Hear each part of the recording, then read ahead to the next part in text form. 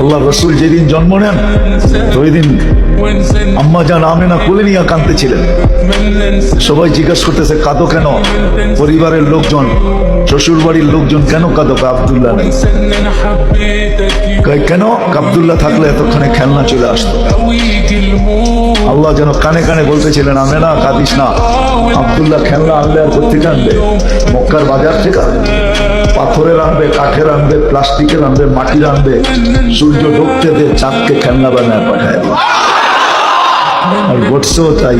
আবু তালেব বলে বিকালে যখন শোয়া দিছি, সূর্য ডুবার পরে যখন শোয়া দিছি, চোখের উপরে তো বাদাল কামরু আইয়াদনু, চাঁদ দ্রুত গতিতে নিচে নামতে ছিল। আর আমি তাকায় তাকায় দেখতেছিলাম, যখন একবারে নিকটে চলে আসছে তো চিৎকার দিয়া ফেলছি, ভাবতেছিলাম তোমার উপরে পড়া না যায়, কিন্তু তোমার মাথার কাছে এসে থেমে গেছে।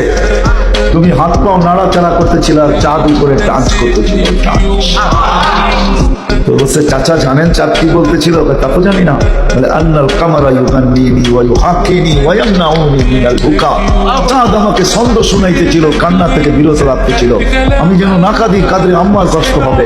আল্লাহ চাঁদকে আমার সাথে খেলার জন্য খেলনা বানায় পাঠায়।